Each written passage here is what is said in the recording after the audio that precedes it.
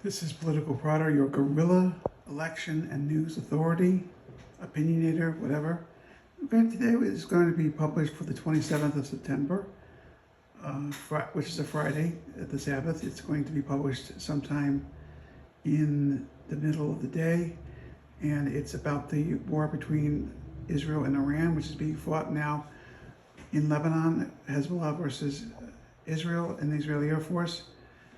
And I have some news with regard to that personally impacted. My son in Israel was scheduled to have a guest over for this Shabbat.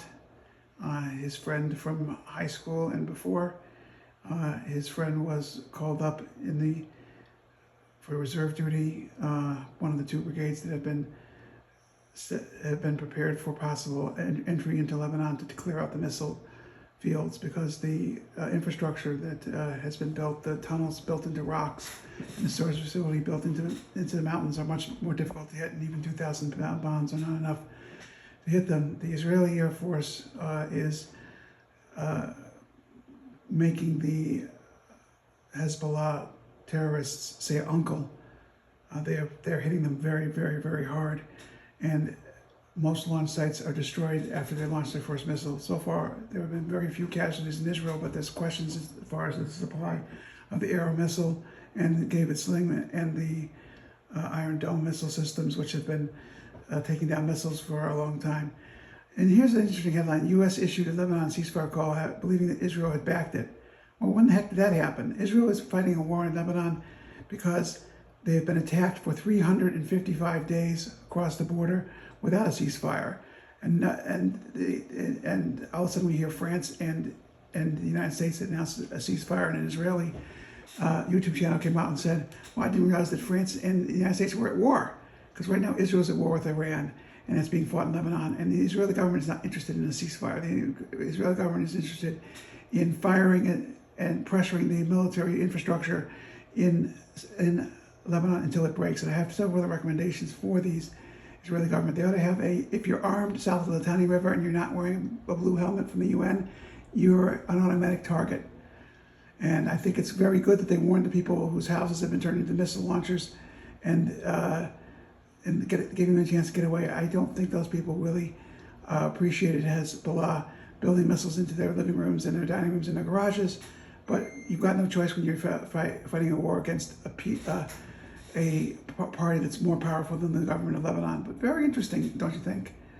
That the United States is calling for a ceasefire. Where was the United States and everybody else calling for a ceasefire during the constant rocket fire into the north of Israel, where for almost a complete year the residents have not been able to be in their own homes? In Kiryat Shimona and Metula, many homes have been destroyed, and the economy has been crippled and destroyed. Where's the ceasefire calls then? Now that Israel is stepping up and fighting a war to be proactive and preemptive, they should shut up and let Israel do its business. I noticed that even Kamala Harris is quiet on this topic. Another concern is that the focus has moved north. The Gaza war is ending without the hostages. That's not true. Yes, the Gaza war was toned down because it was pretty much won. Now, you can't really win the war with those hostages under control, but the hostages are in a very rough situation because they're in tunnels deep inside Gaza strongholds of the remnants of the military. And when we got close to the last one, hostage holding underground place, the hostages were executed. We don't want that. The Gaza leadership has been pounded for 11 and a half months, and they've been pushed, and eventually they're going to realize that Israel's not going to go anywhere without keeping the weapons pipelines closed. That's the Philadelphia border area. They're continuing to crack down. They're continuing to take down government authority of Gaza, but it's going to take 3 or 4 years to do that.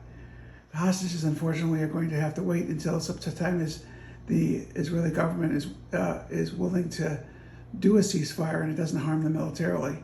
And that's going to take more, unfortunately, breakdown of the structure of Hamas. And I want to say something else. One of the hostages, the female Eden, I forgot her last name, was found to weigh 79 pounds at the time of her death. She was a grown woman between 5'2" and 5'4", I think, and she should have weighed 100 to 120 pounds, and she was starved for months. This is another example of the cruelty and inhumanity of the Gaza movement, the Hamas suicidal terrorist death cult. And they picked on our hostages. Now, another headline, Israel Air Force Chief, we're preparing to assist troops in ground ops against the missiles. So in order to take out the missile fields completely and to kick Hezbollah out and to really wreck Hezbollah and make things very difficult on them, you're going to have to go in with ground troops. I've already mentioned earlier that there's some of my son's friends were drafted and put on standby to go into Lebanon. The Israeli army does not necessarily have to go into Lebanon. So far, the response of the Hezbollah has been less than expected. Yes, a lot of their missile facilities are built into sides of solid rock, but no, they're not invincible, and no, there's not 100,000 rockets coming crashing down, overwhelming the Israeli defenses. So far, the defenses have held up. Presidential candidates, well, Trump has used, it never would have happened if I'd been president. There were no terrorist attacks when I was president. I had to do a research and see how many terrorist attacks there were outside the United States, because there weren't many in the U.S. During the Trump administration. Another Trump lie. Harris is staying quiet because she realizes that Israel's method of pursuing the war is very low casualty, and it's full right to self-defense. And they took missile shots for 355 days before they struck back. Now they're taking the initiative, and they deserve the support of the United States. And Bibi Netanyahu is going to speak at the UN on Friday, spend Shabbat in the U.S., and then fly back to Israel to get in touch with that situation. And I tell you this, it is a horrible situation that the Israeli government is in right now, but we should support them with our prayers. We should support them with our gifts of money. We should support them by telling our congressmen and our senators to stand strong in favor of Israel and against terrorism and the missiles. And the goal of the UN resolutions, they must not allow any armed forces of Hezbollah and any armed forces other than the UN forces or the Army of Lebanon, which is weak, below the Litani River. And Israel should declare a weapons-free zone. If you're outside with a weapon and you're not registered with the UN or the Lebanon Army, you're going to die. And that's what it has to be. There has to be a no-fly zone and a no-walking with weapons zone. That's the way to stop it. And I applaud the courage of the Lebanese people who have evacuated northward in spite of the fact that Hezbollah has threatened their lives and has, on a number of occasions, shot at people who are trying to flee into the north to safety from the Israeli bombardment. And the people of Lebanon are not stupid. They know that Israel is not doing this because they dislike Lebanon. They're doing it because their country has become a launching pad and is suffering from the abuse of Hezbollah. And at the end of the Obama administration, a crackdown on drug money, which was a lot of which was going from South America to Hezbollah in return for weapons and other services, that the Obama administration stopped the DEA, Drug Enforcement Agency, from tracking a ring of Hezbollah financed drug dealers that were in line with the cartels. The purpose to get lots of money into Hezbollah when the U.S. sanctions had made it very difficult to get and made things tough on Iran. And one thing that Trump did better than Biden is he kept the financial pressure on Iran. If there's one thing, policy that Kamala Harris should take when she wins the presidency, which I hope she does, is you're not going to get anywhere by trying to make peace with Iran. You need to make Iran face a brutal choice: money or the war with Israel. Otherwise, they get access to none of the money, and and the economic sanctions get tighter and tighter and tighter until the people of Iran overthrow the government. And don't forget, if Israel and the United States get involved in a war against the Iranian government, go back and check out my video about